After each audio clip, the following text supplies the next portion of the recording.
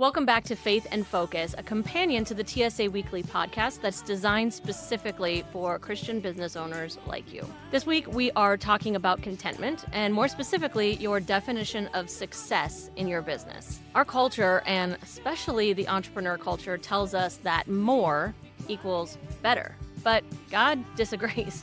He calls us to trust him in every season of our life and business. But before we dive into this, make sure that you like this video, subscribe to the channel if you haven't already, and ring that notification bell so that you never miss a tutorial or upload. So in Philippians 4, verses 11 through 13, Paul gives us an example of what this looks like. And in the NLT, it says, "Not that I was ever in need, for I have learned how to be content with whatever I have.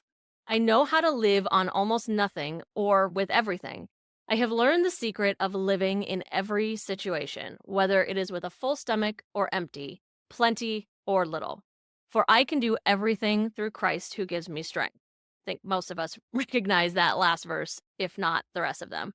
But I love the Message translation for verses 12 and 13. So it's translated slightly differently to say, "I have learned by now how to be quite content whatever my circumstances. I'm just as happy with little as with much as with little. I've found the recipe for being happy whether full or hungry, hands full or hands empty. Whatever I have, wherever I am, I can make it through anything in the one who makes me who I am." And I think the reason why this Message translation is so powerful for me is because while the more traditional translations make it super clear that we can make it through anything with God's help, the Message wording takes it a step further. It's not just about surviving the tough times, but being happy. This is not possible without Jesus. This type of happiness that it seems to describe, it's not happiness the way the world would see it. I mean, who would actually be happy that they're hungry and struggling to make ends meet? Nobody that I know. But this happiness that they're talking about is the joy of the Lord. It's that peace that passes all understanding, which Paul actually talks about just a few verses earlier. We cannot achieve that without God, period.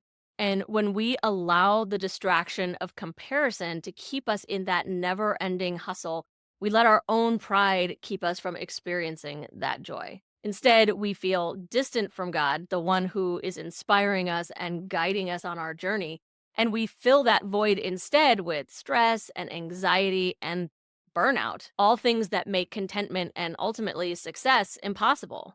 So how do we fight this? By trusting in God's timing. And I need to pause here for a moment of transparent authenticity. I am no better at this than you are. I struggle trusting God's timing on a daily basis, on a minutely basis. Is that a word? Moment by moment. I struggle with it all the time. And everything that I am saying in this episode, I am saying as much to myself, both present and future me, as I am to you. But when we look to the Bible, we see so many stories of Christians who've come before us who have had to wait years, sometimes decades, before God's promises to them are realized. In fact, recently in my morning devotionals, I've been revisiting the story of Joseph. Talk about a great example of what we're saying here. Not only did he have to wait a really long time to see God's promises realized in his life, but he had to do that waiting in prison, in a lot of cases, enslaved, and in a situation that he absolutely did not deserve to be in. But God had a plan for his life, and it required him to go through all of that. Now, hopefully, you and I are not in such dire straits, but some of the things that we might be going through can feel just as restricting and just as unfair. But there is a reason. God has a plan. And we may not get to know what that reason is in this life. I surely hope that we do. But God's timing is perfect. So a few practical things that we can incorporate into our businesses to help us trust in God's timing. The first thing would be gratitude practice. Now, you hear about this in the secular business world all the time too, but shifting our focus in this gratitude practice to being grateful for the ways that God is already working in our businesses and in our lives helps us to see his hand that much more clearly. I mean, what you focus on, you find, right?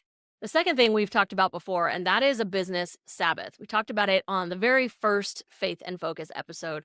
And we talked about its impact on us physically and emotionally, that rest that is so needed, but spiritually as well, right? Being intentional about a Sabbath rest helps us to strengthen our trust in God. By obeying his command to rest, we demonstrate our faith that stepping back is not going to hurt our success. In fact, it's going to strengthen it. And finally, prayer and journaling. If you are not praying over your business every day, that is the first thing that you should start doing. It will absolutely help you to align more fully with God's will for your business. And here are just a couple of prompts that we can both use in our businesses this week to really help us learn to trust God more with our businesses. First one being, where in my business am I trying to force things instead of trusting God? That's a tough one. I'm definitely going to use that one myself this week. And the second one, how can I practice contentment in my business today? If you feel comfortable, let us know your answers in the comments. I hope this episode encouraged and inspired you. And if it did, please share it with another Christian business owner that could use the same encouragement. Thanks for being here. God bless you and your business. See you in the next episode.